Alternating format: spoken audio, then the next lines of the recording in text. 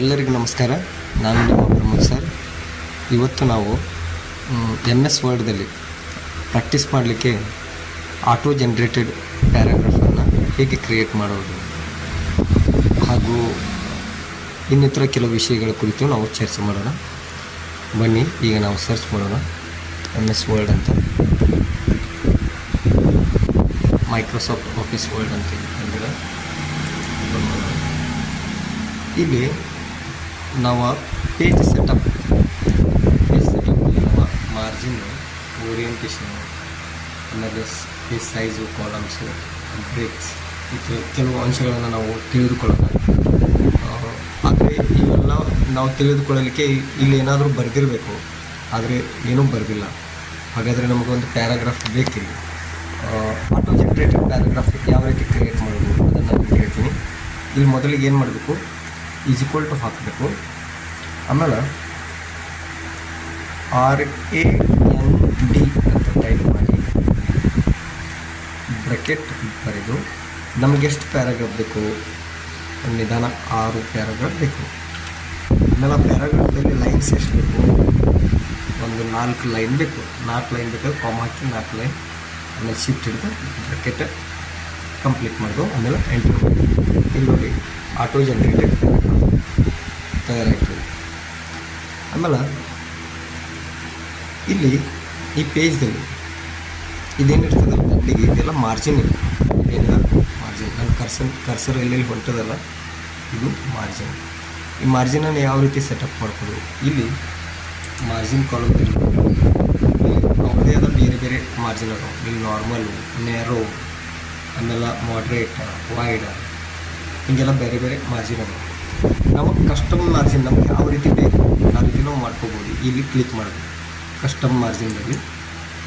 ಇಲ್ಲಿ ಕ್ಲಿಕ್ ಮಾಡಿದ ನಂತರ ಟಾಪಿಗೆ ಯಾವ ರೀತಿ ಎಷ್ಟು ಬೇಕು, ಲೆಫ್ಟ್ ಸೈಡ್ ಎಷ್ಟು ಬೇಕು, ಇವೆಲ್ಲ ನಾವು ಸೆಟಪ್ ಮಾಡ್ಬೋದು. ಈಗ ಸದ್ಯ ನಮ್ಗೆ ಲೆಫ್ಟ್ ಸೈಡ್ 2 ಇಂಚ್ ಬೇಕಾಗಿದೆ.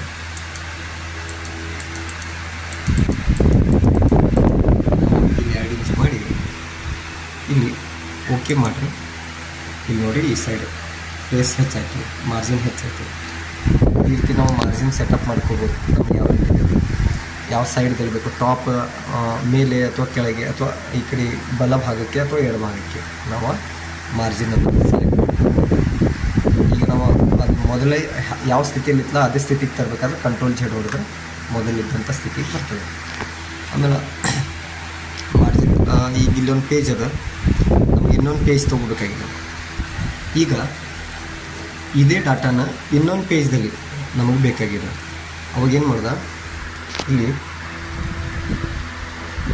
CTRL A ಹೊಡೆದ್ರೆ ಇಲ್ಲಿ ಎಲ್ಲ ಸೆಲೆಕ್ಟ್ ಆಗ. ಆಮೇಲೆ CTRL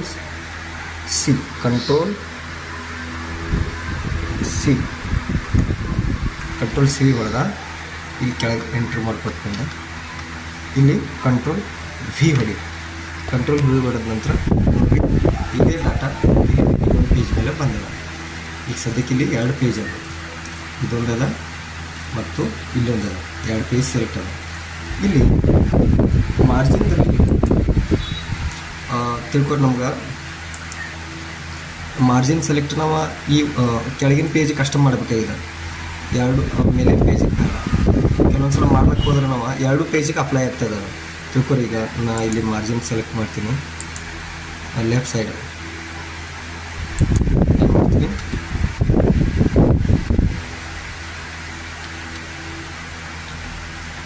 ಎರಡು ಅಂತ ಸೆಲೆಕ್ಟ್ ಮಾಡ್ತೀನಿ. 2 ಇಂಚ್ ಸೆಲೆಕ್ಟ್ ಮಾಡಿದ ನಂತರ ನೋಡಿರಿ 2 ಪೇಜಿಗೆ ಅಪ್ಲೈ ಆಗ್ತದೆ.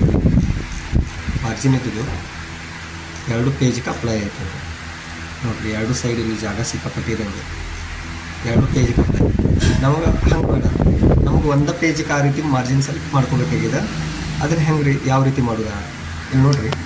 ಈಗ ಈ ಪೇಜ್ ಮೊದಲು ಹೆಂಗಿತ್ತಲ್ಲ ಹಂಗೆ ಮಾಡ್ಕೊಳ್ಳೋದು. CTRL Z ಕೊಟ್ಟು ಮೊದಲು ಹೆಂಗಿತ್ತಲ್ಲ ನೋಡಿರಿ, 2 ಪೇಜ್ ಕಡೆ ಸೇಮ್ ಮಾರ್ಜಿನ್ ಅದ. ಈಗ ನಾವೇನು ಮಾಡೋಣ, ಈ ಪೇಜಿಗೆ ನಮಗೆ ಮಾರ್ಜಿನ್ ಬೇಕಾಗಿದೆ. ಈಗ ನಾವೇನು ಮಾಡೋಣ, ಇಲ್ಲಿ ಕರ್ಸರ್ ಕ್ಲಿಕ್ ಮಾಡೋಣ.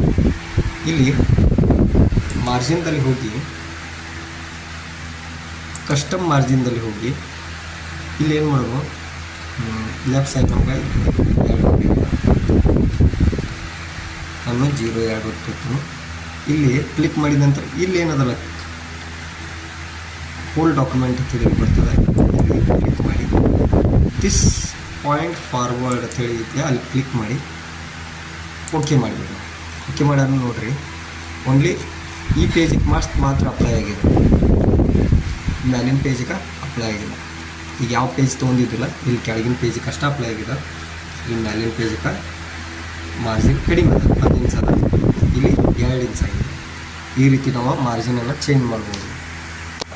ಓಕೆ, ಇದರ ಮುಂದಿನ ವಿಡಿಯೋನ ನಾನು ಮುಂದಿನ ಸಮಯದಲ್ಲಿ ಮಾಡ್ತೀನಿ. ಇಷ್ಟು ತಮಗೆಲ್ಲರಿಗೆ ಅರ್ಥ ಆಗಿತ್ತು ಅಂತ ತಿಳ್ಕೊತೀನಿ. ಪೇಜ್ ಸೆಟಪ್ಪಲ್ಲಿ ಮಾರ್ಜಿನ್ ಯಾವ ರೀತಿ ಇದನ್ನು ಮಾಡ್ಕೊಳ್ಳೋಣ ಅಂತ. Thank you.